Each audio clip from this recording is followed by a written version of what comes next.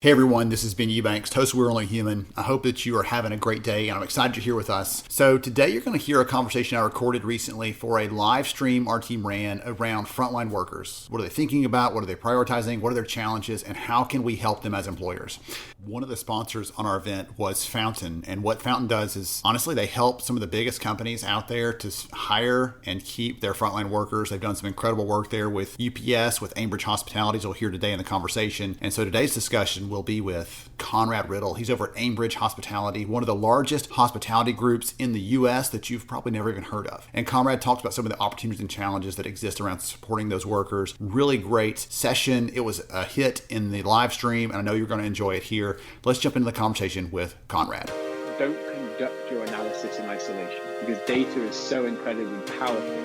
Not defending just the tribe, but defending the organization. Those creative people that you really want to keep empowered, keep excited, keep motivated, keep thinking. A good experience pays dividends down the line. Stereotypes tend to break down in proximity. Welcome to We're Only Human, a podcast about human resources, business, technology, and the workplace. My name is Ben Eubanks, your host, and I'm so glad you're here.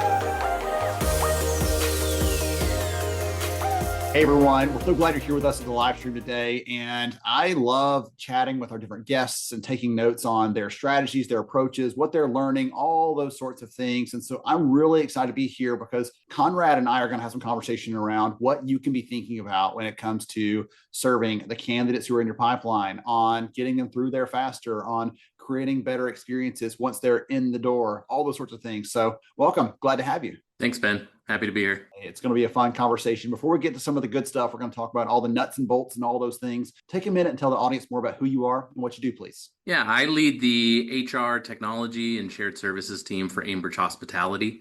We're the largest third-party operator of hotels in the United States. Something I didn't know before I got into the industry was that when you stay at those Hiltons, Hyatts, Marriotts, they're more often than not run by those companies. They're really in a brand franchising game these days. And there are behind-the-scenes operators like Aimbridge, which we're, again, the largest in the U.S., actually operating those hotels. So we're in 48 states. We're also international. We're about 800 locations, 40,000 employees.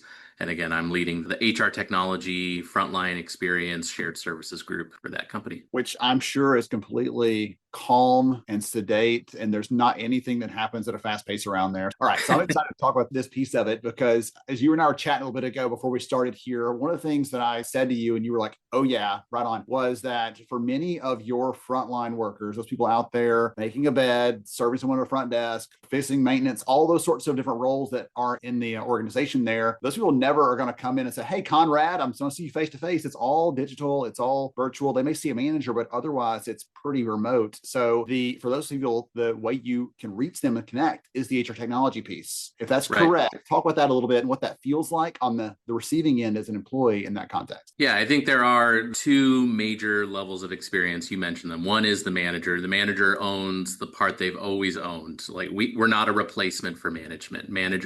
Good managers matter. But the foundation that manager stands on is everything that my team delivers and that we try and deliver at scale across 800 different locations in the US. So whether that's applying on the front end and how easy and seamless, friction-free that application experience is, all the way through your performance reviews each year, and even how you leave the organization, and are you receiving COBRA information on time and all of that. We try and tie that all together, make sure that we're implementing whether it's different vendors or different workflows on our end so that the employee feels a continuous voice throughout that entire life cycle of the employee, and they know where to go for self-service. I think self-service through technology is really what more and more employees want. For a long time, we were saying, you got to push self-service, train people on this. An employee wants to know what their schedule is on their phone. They don't want to have to go in, take a picture of that piece of paper that's on the wall, and then they come in for that shift a day later, and the piece of paper changed, and no one let them know what it was. Like, we have technology, let's use it. You get a push notification when your schedule's ready. You get a push notification when your schedule changes. And that is really, on a day-to-day basis, scheduling is the most important thing. For all the energy we put into all these other touch points in the life cycle, scheduling is every week, every day they work. That's the one that's just a constant tempo. Yes. You see that in the data and some of the research, like they talk about, yes, schedule when I work, that matters the most. But you also see it affecting other things too. Like when we say, what's a barrier to you as a frontline worker to being able to develop the skills that you need? I just don't have time in my schedule to fit in more training or to fit in that skills development, or even time with a mentor or something else. They don't have time to do those things, or it's hard to just slot it in amongst everything else, the moving parts. So that all powerful schedule runs their life. And as you said, they don't want to have to depend on someone else to keep them in the loop there. They'll do it on their own time, on their own power, we'll say, for that purpose there. So let's rewind it a bit. I dove right into the scheduling piece because I get excited about some of those pieces of it and making it easy for them. The data say that matters deeply, and retention and everything else. But let's go back a little bit, rewind to the candidate piece. So what do you think is one of the biggest headaches or frustrations for a candidate who's trying to get a frontline role? Yeah, so put yourself in the candidate's shoes. They're looking for a job, right? Whether they have one today or not.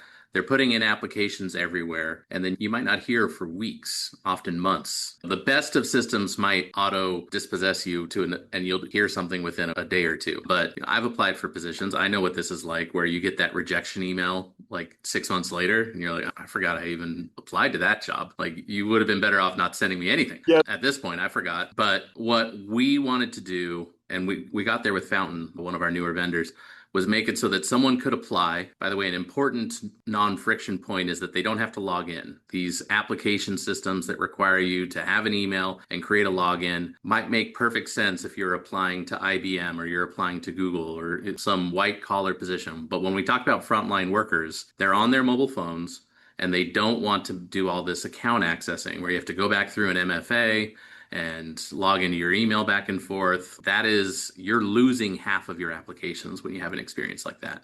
So be able to come in, easily complete an application that is mobile friendly, and then based upon whatever pre-screening questions we're asking, if we determine you're qualified, immediately move you into an interview scheduling experience. So before you've completed that experience of the initial application, you're potentially leaving with an interview for some time in the next week. That feels like, okay, there's a whole different experience than the getting a rejection email 6 months later. I want to show up to this interview. This is an employer that wants me there because they're immediately extending their hand to me versus saying, thanks for the application. Don't call us, we'll call you. It feels to me like even continuing that as one session versus, hey, we'll get back to you about scheduling. Some of those you'll lose too in that handoff. So being able to keep them right there in that flow and continue moving them down that path to, by the time you finish, it's, hey, I'm looking forward to seeing Conrad next week, versus hopefully someone sees what I see in me and they're going to give me a call back. Definitely. I think for Frontline, even though the volume's high and the velocity's high, it's still a scarcity game. So you got to be fast. And if you're not fast, someone else is grabbing that person before you can get there. I've seen managers over here think of hiring as more of a farming experience. I'm going to throw my seeds out. I'm going to open my position, throw my seeds in the ground. I'm going to water that for 30 days, and then I'm going to come back and try and find some sprouts. That's not hiring in 2025. You got to be moving into interviews fast and hiring fast, or, they've been hired by someone else, or circumstances have changed, or frankly, what we think we're competing with for a lot of our frontline workforce is they're delivering packages for Amazon or they're driving for Uber. And those platforms are saying, thanks for your application, show up here tomorrow to work. That's what we need to be competing with. We need to be at that speed. It's hard to do that, right? Because you want there to feel like there's this reciprocal sort of, hey, we see you, we see what you're bringing, we respect that, we want to have a conversation. We don't want to give up the interview piece because there's a connection and a component there that matters. We want to make sure they're going to show up in your case and take care of your guests and make sure it's a great experience. But you are competing against those other sorts of pieces as well. Yes, the data on why candidates drop out after they've applied for a job, so that frustrates all of you out there. Yes, they applied 2 weeks ago. Today, I can't get them to respond to the phone. The biggest reasons for that are it took too long to get a response. The process took too long. Maybe you're asking them to do too many. Hey, here's an assessment. Here's 2 more interviews. Like, no, this is just hourly role. Get them in there, darn it. And the thing that I tell hiring managers, you alluded to this a second ago, those hiring managers that are farming, that gets me because you're not just losing any candidates, you're losing the best ones. The ones that are in most demand are the ones that are going to have no tolerance to put up with this sort of game you're playing with. You're going to, sure, you may get someone through and they're the one no one else wanted. That's the candidate. Yep. You got the leftovers 30 days later. Oh, goodness. Okay. So we've talked about the experience there. We've talked about bringing them in along that journey, bringing them into the organization. Let's go back to the scheduling piece, because one of the things that you told me was so powerful. You said that this employee self-service piece for managers, when it comes to the schedule, sometimes there's this thing where managers want to be the center of that, whether it's they feel the need for control, they feel like it gives them a position of power. I don't know what it is, or it's just, I want to know what's going on. Okay, I can respect that. But you were telling me that slows things down. You become a bottleneck. Talk about that a little bit, if you don't mind. Yeah, happy to. So here's the scenario I have in my head, because I saw this happen. This unlocked it for me. I saw this happen. We were having, I think it was Easter. We were having Easter brunch, family's over, everyone's there, and we're talking about something we wanted to do 2 weeks from then. And my sister-in-law works for a national pharmacy chain without dropping a name. Okay. And we said, let's do something on Saturday. And she pulled out her phone. She logged into her app. She looked at her schedule and she said, I can't do Saturday, but I can do Sunday. That was the unlocking moment for me. I'm like, okay, we need to integrate into the employee's life experience at that level. They need to be able to see their schedule on demand. They need to be able to transact against that schedule on demand. So if I want to trade my shift with Ben because it needs to be Saturday and Ben has a Sunday shift that I can trade him for, we can do that through self-service. It can still go to the manager for approval, and then they get to say yes or no. When they say yes, it updates all the scheduling platforms for them. So I think we've, through technology, done a lot of things to make that easier, give more control back to the employee without creating a burden on the manager. I do think that's still, we're having to move the managers along. Some of it, in addition to everything you said about maybe being the control point, even though I think we're giving that to them, a lot of it, especially in hospitality, is, well, that's not how I came up. That wasn't my experience when I was in your shoes. I had to grovel at my manager and beg and plead to do some of these things. Please, Conrad. A little bit of an exaggeration.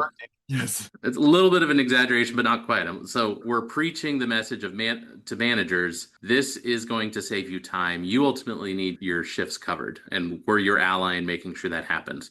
But with technology, there's a way to give people flexibility while still delivering to you a staff schedule. We're not saying anarchy in scheduling.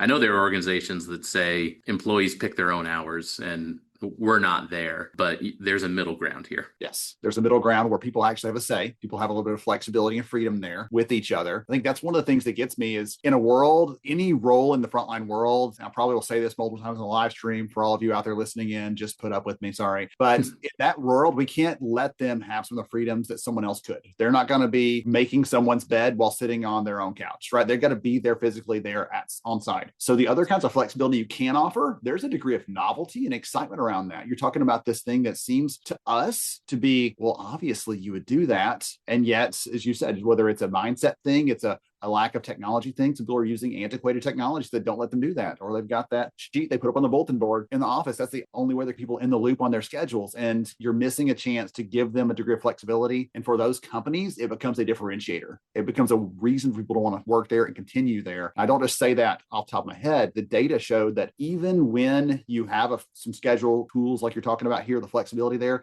that doesn't mean that weird stuff doesn't come up, right? You're trying to figure out on Easter when we can have something together. Stuff comes up. People are sick, kids are sick, whatever else. But what we saw is those people that have those tools available are much less likely to say that it's a pain to try to reschedule. It's a pain to try to get this stuff sorted out. It's like, oh, okay, done. One more thing to take care of. So that's the thing I want all of you to hear out there is this doesn't mean that no problems will come. It just means when they do come, people will be able to handle them themselves or bubble something up on the occasion where they can't, instead of every time having to say, teacher, I need help. Can I go to the restroom? Whatever else, like they're in first grade, starting all over again. The other thing we haven't said is a lot of the frontline, again, in the data, I can't cite the statistic, but they're working multiple jobs. So flexibility is the lubricant that lets that work. If you are too rigid in a frontline context, you're going to be the job that they have to drop because they want to keep the other job, or they need two flexible jobs to be able to be flexible against each other. Yes. So yes, we might schedule them on Wednesday and that's not their typical schedule. And instead of that being an emergency or a last second no call, no show, we put tools in the employee's hands to say, I can't work that Wednesday shift, but Ben can take it and I'll do a trade with him. and we'll work that out between the two of us. That it's kind of liquidity and lubricating of all those different interactions. To me, it sounds like both on the candidate scheduling piece, both in this piece here, it's a little bit more about, to me, it sounds like empowerment of these people that for a long time are in many of the ways you have no power as a frontline worker. You're kind of like there. I was at a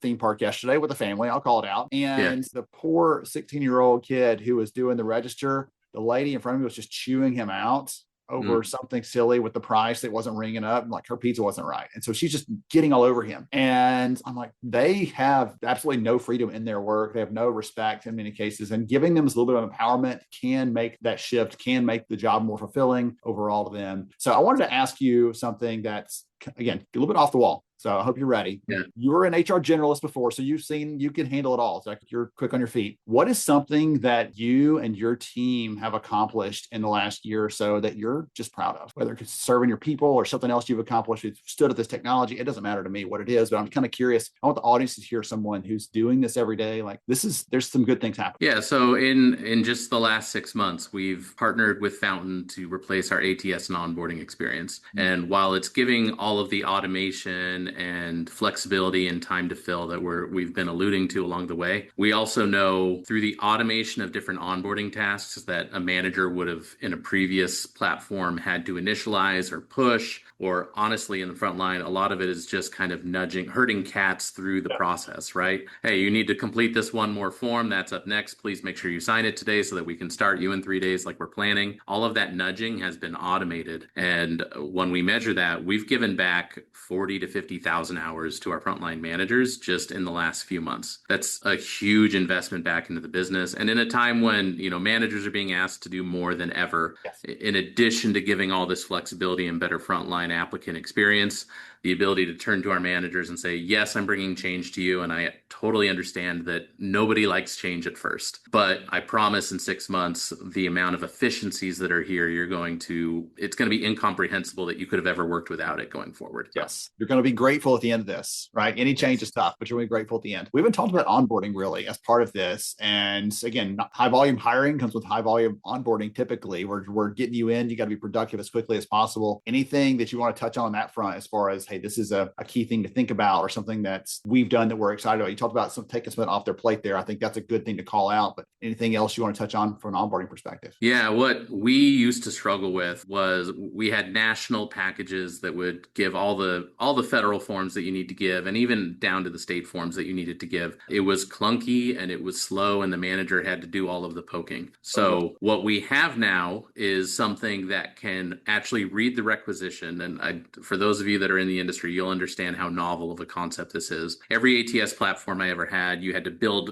unique combinations, packets that are assigned in different contexts. And the permutations of the different combinations of all the different forms, it's like when you go to Baskin Robbins and they're like, we have 31 flavors, which means there's thousands of possibilities. Well, it's that, but it's not ice cream, right? We only have 50 total forms we might ever ask someone to sign, but the unique combinations of them all means I have thousands of packets. We've automated all of that and gotten away from the packet concept, where now we say a housekeeper in San Diego is the requisition, and there's housekeeping forms that come in based upon it being housekeeping, and there's San Diego forms that come in based upon it being San Diego. And all I have to do is manage a housekeeper form and a San Diego form, and then it's just pulling itself off the shelf every time it's applicable. That's been a huge leap forward in the onboarding space. And it's rare that you do these things and compliance thinks you made a positive change.